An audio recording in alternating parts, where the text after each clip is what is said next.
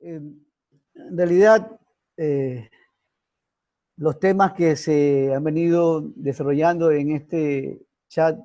de Aprendiendo Derecho son muy interesantes y no quedaba mano, no era para menos tratar de traer un tema que interese mucho más a administradores de justicia o a operadores de justicia y también operadores jurídicos como son los abogados en general. Y la preocupación justamente era sobre aquellas actuaciones que en materia constitucional se vienen dando durante mucho tiempo, desde la aparición de la nueva Constitución de la República, y que ha sido preocupación de muchos funcionarios judiciales y de muchos abogados en el libre ejercicio, como también en la función pública y demás en las esferas de lo privado. Este tema que traigo a colación, que lo voy a poner a consideración a través de la pantalla compartida, tiene el título que es el que vamos a desarrollar en totalidad: efectos jurídicos de las normas autoaplicativas y heteroaplicativas en sus destinatarios, y qué garantía jurisdiccional es aplicable cuando aparecen estas situaciones jurídicas normativas. Con seguridad al final de la charla de este tema van a haber muchas preguntas, así que lo vamos a comenzar porque justamente al final es donde está la mejor parte y lo que más interesa a los operadores de justicia y operadores jurídicos. ¿Qué son las normas autoaplicativas y qué son las normas heteroaplicativas? Como ustedes podrán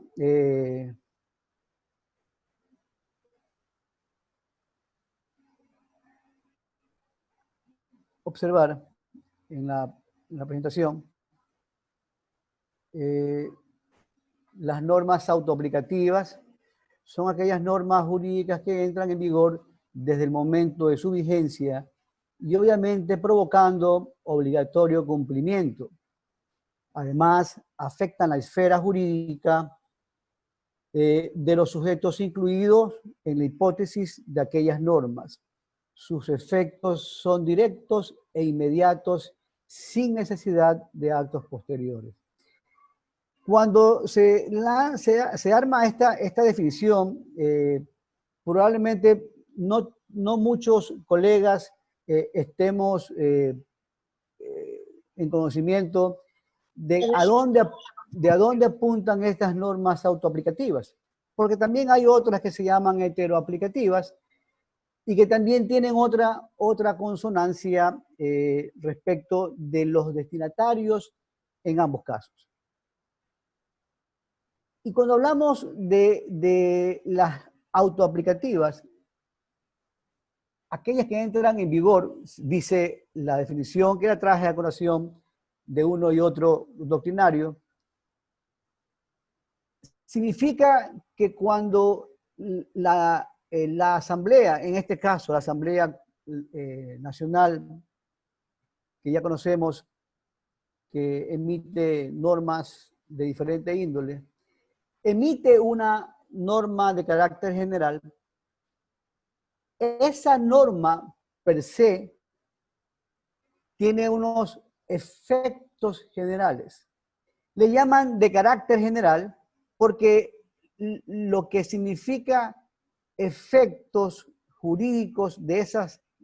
reglas o normas, reglas de carácter general,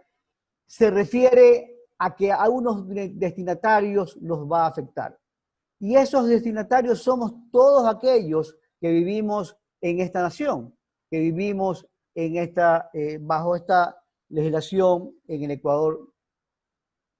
y que cuando entran en vigencia, lo único que vamos a a tener como consecuencia es el cumplimiento obligado de lo que determina esa norma que le llamamos autoaplicativa por los efectos o el carácter general de la norma. Antes de continuar explicando, hay que entender, y para aquellos que están ingresando recién, que la curiosidad de saber sobre normas autoaplicativas y sobre normas heteroaplicativas tiene que ver con la funcionabilidad o con la función que van a empezar a salir para los destinatarios, para toda la gente que vive en este país, y para aquellas personas que somos abogados, que vamos a tratar de conciliar el derecho de que nace en esa norma o que pudiese sentirse vulnerado respecto de sus destinatarios. Cuando hablamos de normas autoaplicativas, entonces hablamos de una individualidad incondicionada, porque también hablamos después de una individualidad condicionada. Ya vamos a ver despacio qué significa lo uno y qué significa lo otro. Como verán, los efectos se identifican claramente por el carácter general a todos los destinatarios de esa normativa, transformando o extinguiendo situaciones concretas de derechos, y en conclusión, esta clase de normas van a ocasionar un efecto, como le decía hace un momento, de individualización incondicionada. Y para poder entender esta clase de normas autoaplicativas, traemos un ejemplo al momento, que es el acto administrativo con efectos generales mediante acuerdo ministerial para regular, por ejemplo, en el caso que traigo a colación, artesanos de pesca de una especie en ciertas áreas en donde se puede solamente cosechar camarón pomada, regulando además que sean embarcaciones determinadas en el mismo acuerdo. ¿Por qué traigo a colación esta normativa de efectos generales como son los acuerdos ministeriales? La traigo a colación porque en muchos casos, los abogados, atendiendo el requerimiento de ciertos clientes,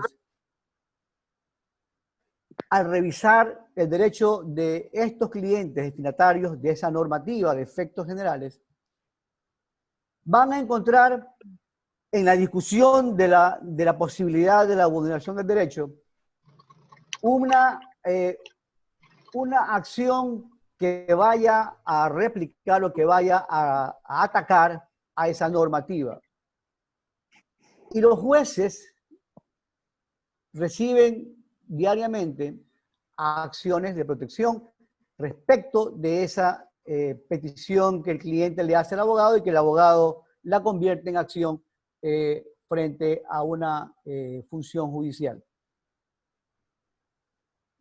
El ejemplo que traigo a colación para efecto de la aplicación de esta norma autoaplicativa tiene que ver entonces con que los efectos generales que solamente corresponden a los destinatarios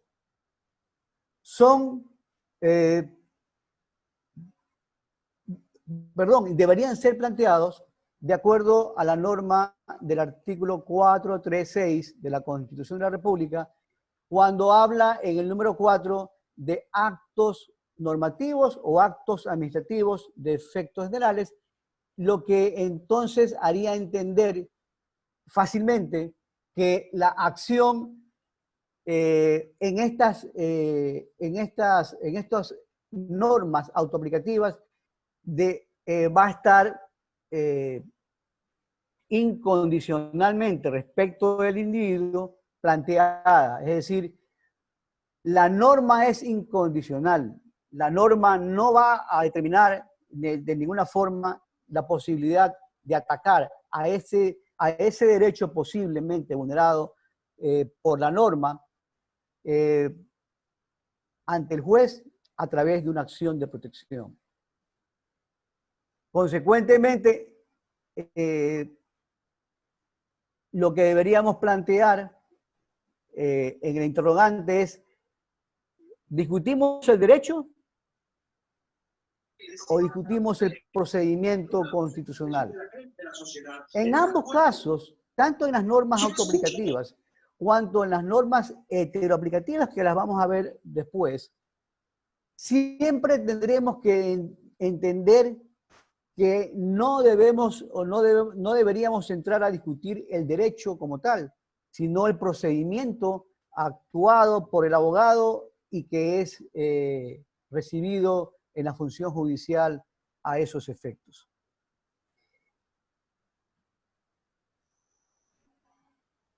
Un ejemplo complejo de las autoaplicativas, en donde todavía permanecemos para la explicación y la mejor comprensión, es el nacimiento, por ejemplo, de una ley orgánica de telecomunicaciones, una norma de carácter general, que derogó a otra anterior que se la denominaba Ley de Simplificación Tributaria. De la misma naturaleza jurídica, pero mantiene el mismo reglamento, es decir, estas normas de carácter general, para el siguiente ejemplo, tiene que ver con un control de parte de la telecomunicación en el país y que se rige bajo esta ley orgánica de telecomunicaciones, que tiene además un reglamento que no es nuevo, que viene de la anterior ley de simplificación tributaria, pero que se mantiene en vigencia. En muchas ocasiones han habido abogados que plantean acciones de protección contra esta clase de normativa de efectos generales. Y entonces vuelvo a insistir que no se debería discutir el derecho, se debería discutir el procedimiento escogido por el abogado para poder plantear una acción contra la posible vulneración de derechos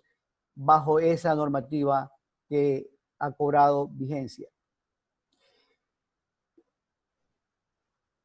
Resulta que en este ejemplo hay una acción de protección que se planteó contra Arcotel respecto de una sanción reglamentaria producida por un destinatario de la norma, que son estas operadoras telefónicas. Y se pretendía, en este caso, en el ejemplo, se pretendía o se pretende que ese reglamento, que es el que sanciona el inadecuado manejo del espectro radioeléctrico para el caso de el actor, en ese caso de la acción de protección, generó en el juez una confusión producida justamente por la discusión del derecho y no por la discusión del procedimiento constitucional. Consecuentemente, esa confusión trajo una expulsión del ordenamiento jurídico para el caso concreto de ese reglamento sancionador que debía haberse revisado de acuerdo con la norma constitucional citada, esto es la norma del artículo 436 de la Constitución de la República. Sin embargo, se produjo en el compañero judicial la confusión y el sin tener el control difuso, porque en esta legislación no hay control difuso, sino control concentrado, el juez expulsó para el caso en concreto ese reglamento que todavía sigue en discusión en la Corte Provincial, una Corte Provincial del país.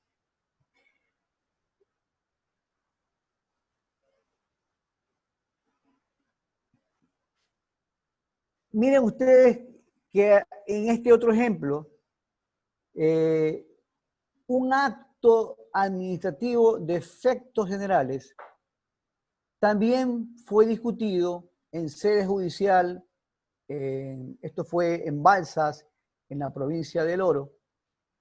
cuando el Consejo de Participación Ciudadana y Control Social suspendió el concurso de fiscales en toda la República del Ecuador que había empezado justo a través de una resolución del Consejo de la Judicatura.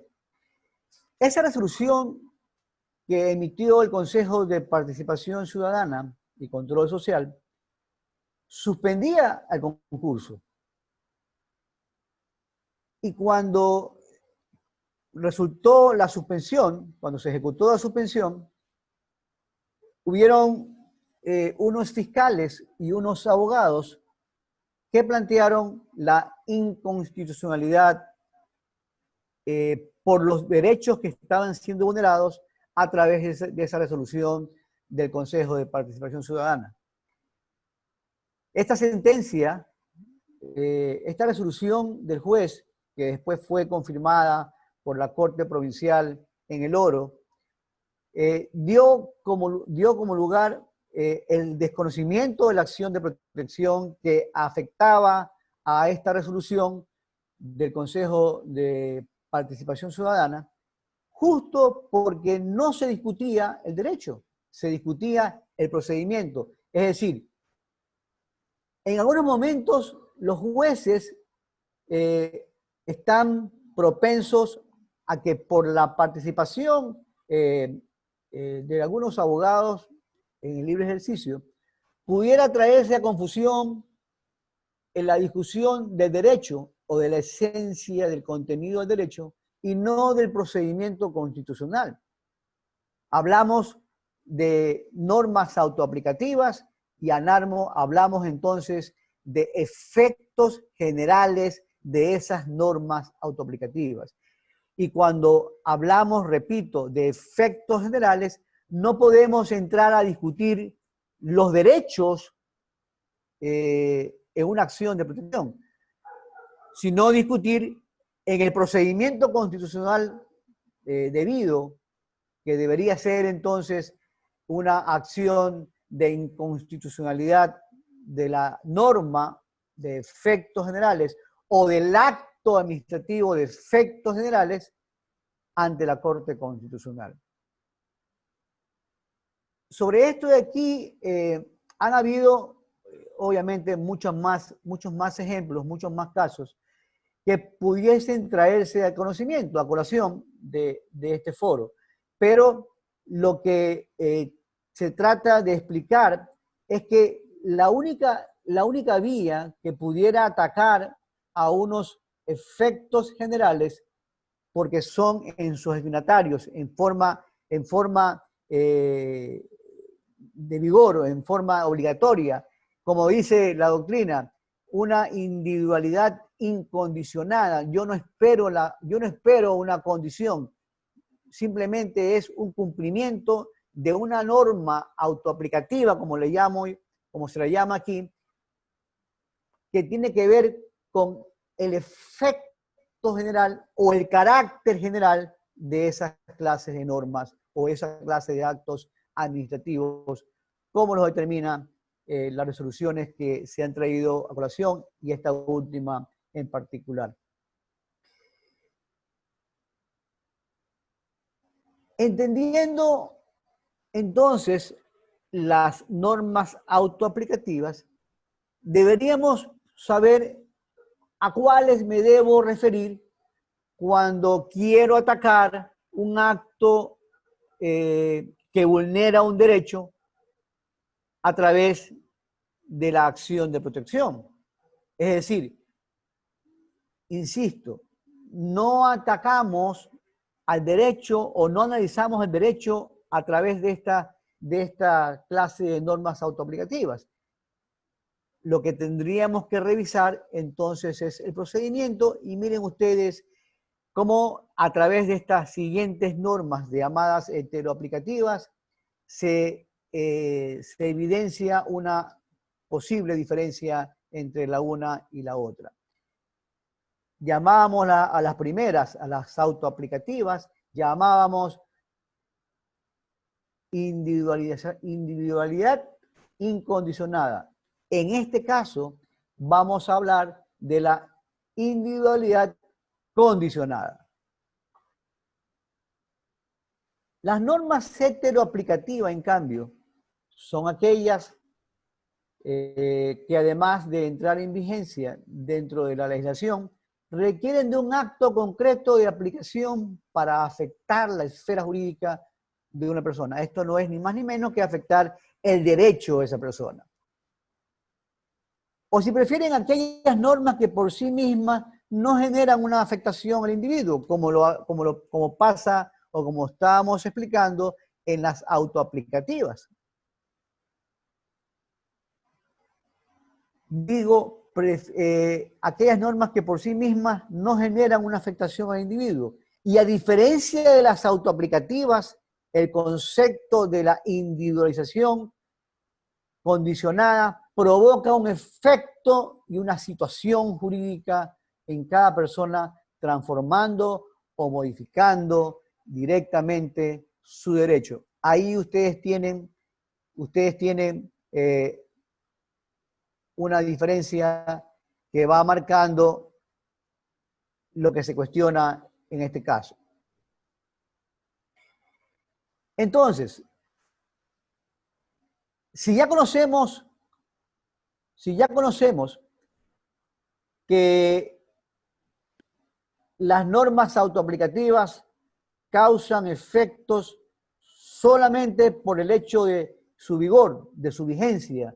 en nuestra legislación, entonces veamos ahora qué normas que se refieren al individuo en forma condicionada van a generar una vulneración al derecho que puede ser reclamado ahora sí en control concreto ante un juez constitucional, cualquiera que éste sea, a nivel nacional. Y cuando hablamos de aquello,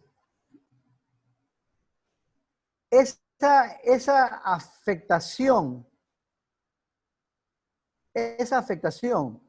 que hablamos, de que habla la definición, tiene que ver, disculpen que no tengo mucha facilidad de manejo de esta herramienta, porque la aprendí en esta semana, pero es importante también saber que la tenemos. Esta afectación al individuo tiene que ver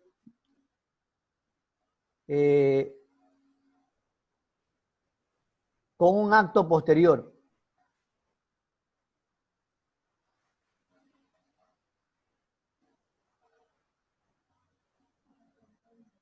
Con un acto posterior. ¿Y ahora cómo muevo esto? Ahí está. Para mejor comprensión, les voy a presentar los ejemplos siguientes. Como sabemos, los contratos de compraventa, como todos los contratos en general, tienen unos elementos que le llamamos los abogados o aquellos que revisamos temas contractuales, elementos constitutivos, que también nos existen como elementos propios dependiendo de la clase de contratos. Pero cuando hablamos del contrato de compraventa de inmuebles o de propiedades inmobiliarias, habríamos obligado a que en el momento de la compraventa, de la transferencia del dominio, una ley que estaba allí, que había tenido su vigencia o que tiene su vigencia actual, como es la ley tributaria, dice que cuando se originen o cuando se contraten compraventa o transferencia de bienes inmobiliarios, generan unas imposiciones para que esas transferencias tengan lugar en un documento escriturario y en un pago de ciertas imposiciones que posibiliten la transferencia y al final su inscripción con el titular de la propiedad. Esa actuación de los contratantes que nace en una norma, primero en el Código Civil, que es el que regla el tema de la compraventa, y luego en una norma de carácter general autoaplicativa que tiene que ver con la imposición tributaria por la transferencia de dominio, no genera de buenas a primeras o por el vigor solamente de la normativa el hecho de pagar la imposición si no existe primero la compraventa. Cuando existe la compraventa, entonces se genera la obligación tributaria por la transferencia del dominio en estos actos, en estos contratos. Lo que quiero decir, señores, es que ese acto provocado en un contrato de compraventa con título cartular y con título notarizado, inclusive, como una solemnidad al contrato de compraventa inmobiliario, en virtud de uno de los elementos constitutivos del contrato, es el que va a generar entonces, es el acto posterior que va a generar a que se le denomine norma heteroaplicativa. Es el acto posterior que genera sobre el derecho de una persona la posibilidad del pago de la transferencia del dominio, del pago de las imposiciones tributarias que son generadas o que nacen en una normativa de carácter general. Pero que solamente cuando esos actos se ejecutan, entonces hablamos de efectos en los destinatarios respecto de sus derechos a través de estas normas heteroaplicativas. En consecuencia, si mañana hay un acto posterior, como en el caso del ejemplo, el contrato de compraventa de propiedad inmobiliaria, hay un caso nacida en este contrato, que esté generando una vulneración al derecho de propiedad de esa persona, en ese caso, el efecto trajo como consecuencia una acción que no será obviamente puesta a conocimiento de la Corte Constitucional, como lo establecíamos en las autoaplicativas, sino un establecimiento de una acción frente a un juez de primera instancia constitucional en control concreto para revisar justamente ese acto nacido en el contrato de compraventa que ha generado una vulneración en el derecho. En un rato más, con seguridad, vamos a tener que hablar del contenido de los derechos y nos vamos a alargar un tiempo más. Pero la definición de la norma heteroaplicativa, cuando hablamos de aquellos actos posteriores, es el que le entrega entonces al individuo la condición para que este efecto genere en su propiedad o en su derecho, en el caso del ejemplo, en su propiedad, una posible vulneración a ese derecho constitucional de la persona y puede ser reclamado. Y esto es para traerlo en sentido, si quisiéramos, en sentido estricto de los privados. Pero pudiéramos ir también al público. Y otro contrato, como es el contrato de trabajo, el contrato en materia laboral, trae, por ejemplo, el despido ineficaz, identificado en una norma de carácter general,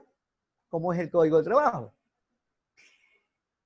Así establecido para todos los sujetos de esta nación. Solo podrá efectivizarse esa norma únicamente cuando el patrono, ora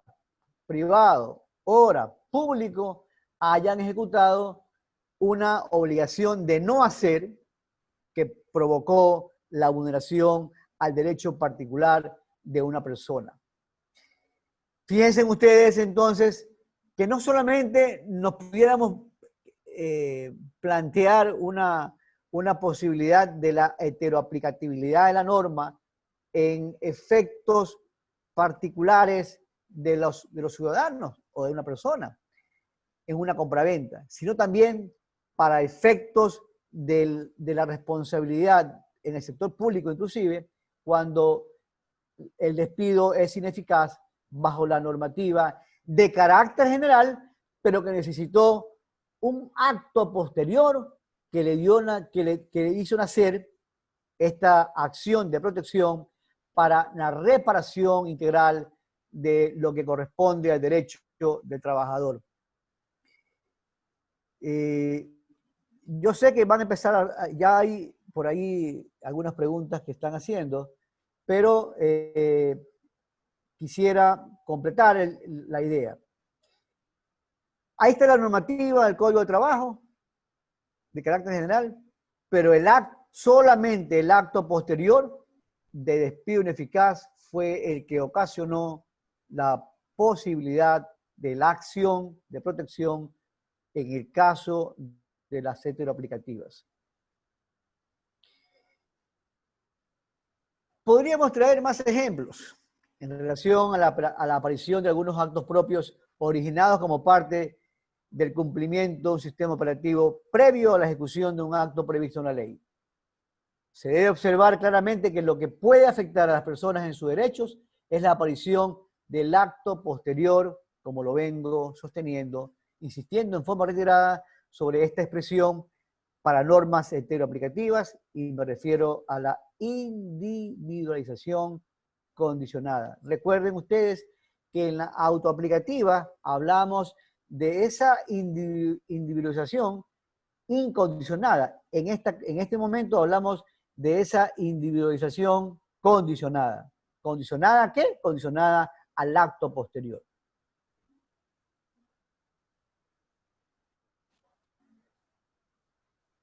He considerado para esta charla que esta diferencia o esta clasificación, y al diferenciarlas entre autoaplicativas y heteroaplicativas, a las dos clases de normas, es lo que creo que trae como consecuencia, de alguna forma, cierta complicación tanto a los operadores jurídicos cuanto a los operadores de justicia, todos los jueces constitucionales en control concreto.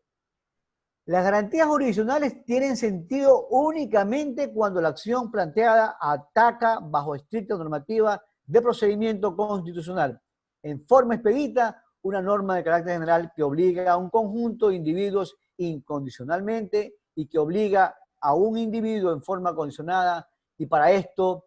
yo recomiendo hacer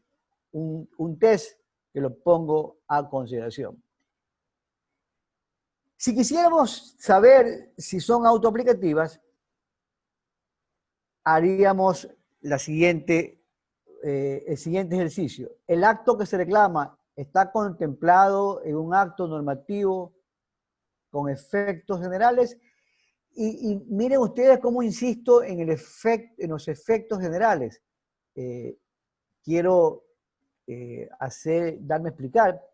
que son estos efectos generales lo que le dan la diferencia entre una acción de protección y una acción de inconstitucionalidad de la norma, y ya mismo les traigo también a colación una sentencia de la Corte Constitucional sobre una expulsión del ordenamiento jurídico de una normativa de carácter general por una norma conexa, por una parte de la norma, una inconstitucionalidad conexa, que va con seguridad a ratificar la regla y la excepción a la misma. Entonces, si hacemos el test y decimos el acto que se reclama está contemplado en un acto normativo con efectos generales, si la respuesta es sí,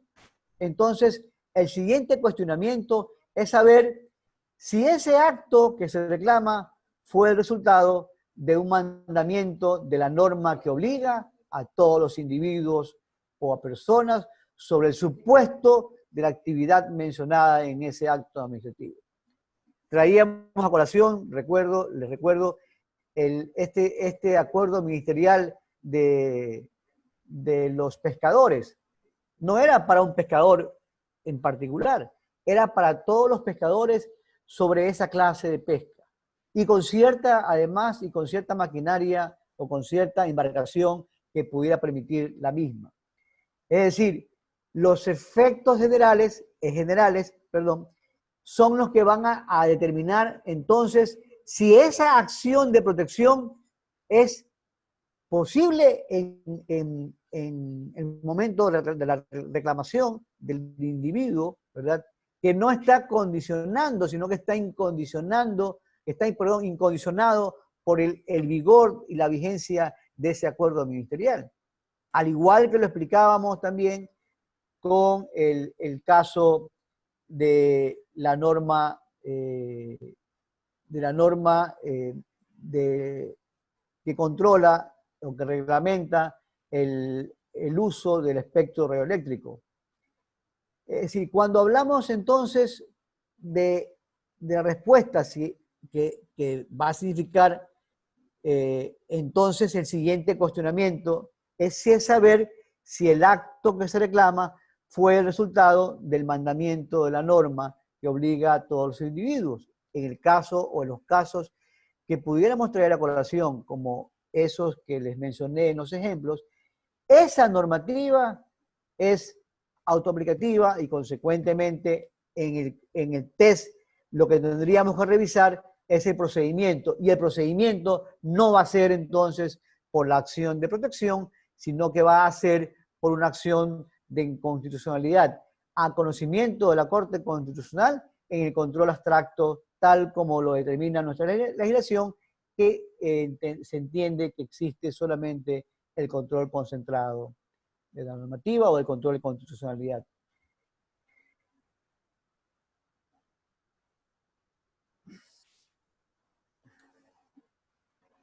Asimismo, pudiéramos traer también, se sugiere, el test para el acto que se reclama en las escrituras aplicativas. Entonces, el acto que se reclama es un acto posterior necesario para producir los efectos jurídicos en un individuo. Si eso es un acto posterior, entonces sirvió para modificar la situación jurídica del derecho del reclamante y entonces la acción que puede ser contemplada es la determinada en el artículo 88 de la Constitución de la República. Hace un rato les mencionaba sobre la posibilidad de análisis en las acciones de protección. Además de que en un tema aparte pudiéramos discutir los actos propios y los actos administrativos, en realidad lo que debería generarse en el sentido estricto del conocimiento judicial, de los compañeros judiciales, es el análisis del contenido de la esencia del derecho en lo que se reclama. Traímos a colación el tema del ejemplo del Código de Trabajo sobre el despido ineficaz, y veíamos entonces allí metido en ese ejemplo una persona o un individuo, hablamos de una dama que está en estado de gravidez y que no puede ser sacada del empleo, de su trabajo, de su lugar de trabajo. Y entonces, para poder condicionar esa norma teoreaplicativa, tendríamos que revisar entonces el contenido esencial del derecho al trabajo. Y si la norma de carácter general me daba la opción de poder manifestar que se está vulnerando un derecho, el del trabajador, entonces, al revisar el contenido, este contenido tiene que ver con lo que va más allá del código del derecho de trabajo. No es solamente un contrato, sino además lo que contiene ese contrato. Una obligación, de acuerdo con la normativa, de no expulsar a una dama embarazada de su lugar de trabajo, de no expulsar a una persona que está y que integra un comité de empresa o un régimen sindical. Entonces, esos contenidos esenciales del derecho son los que van a situar de frente al análisis al juez respecto de la pretensión de un actor o respecto de la alegación que haga en defensa el patrono, llámese privado o llámese público. Por aquello, entonces, insisto en que este test que se le puede hacer al caso de las autoaplicativas y también al caso de las heteroaplicativas, puede servirnos para poder inmediatamente de la revisión saber en dónde competencialmente estoy comprometido. Si es inclusive para el operador jurídico, para el abogado, saber si le reclamé bien al juez o saber si le reclamé indebidamente o por el procedimiento indebido a este juez acuo o a este juez en control concreto. Cuando en la autoaplicativa yo debí haberlo llevado a la Corte Constitucional en control abstracto, lo llevé al control concreto, entonces la equivocación es del abogado, es del actor, y lo que puede provocar es una confusión en el juez. Asimismo, y la Corte Constitucional ya lo ha venido diciendo en muchas actuaciones de sus resoluciones, que el juez no solamente va a revisar la simple acción, sino va a revisar en lo que dice el artículo 42, incluido hasta el último inciso en cuanto a la admisión o inadmisión del procedimiento de la acción, sino va más allá y puede analizar el contenido esencial del derecho, que es el que pudiéramos revisar detenidamente en esta charla. Les recuerdo que van a haber muchas preguntas. Miren ustedes, para efectos de ratificar la regla, que es si son autoaplicativas, van a la Corte Constitucional, y si son heteroaplicativas, van al control de constitucionalidad de los jueces en control concreto.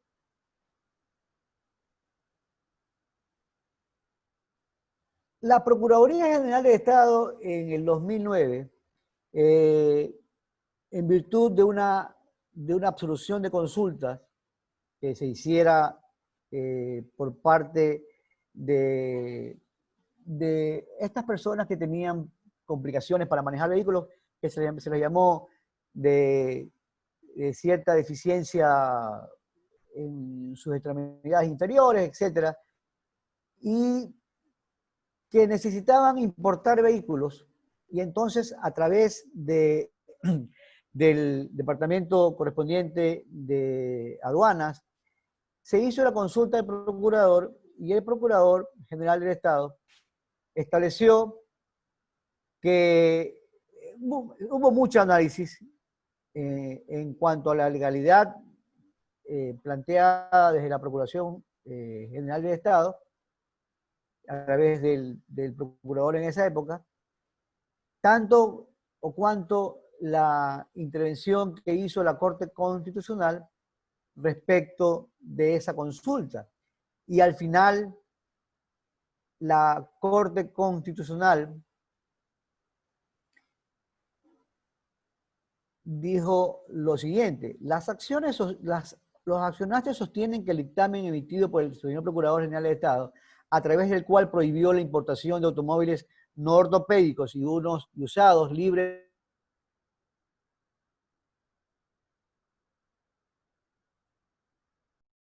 de efectos generales posteriores, entonces pudiéramos hablar de que el contencioso administrativo es el competente para resolver esas vulneraciones de derechos constitucionales, aún en materia de incondicionalidad del individuo. Puesto que ese acto administrativo tiene que ver con ciertos derechos de los particulares. Es decir, si la norma autoaplicativa generó un efecto en los destinatarios, que somos todos,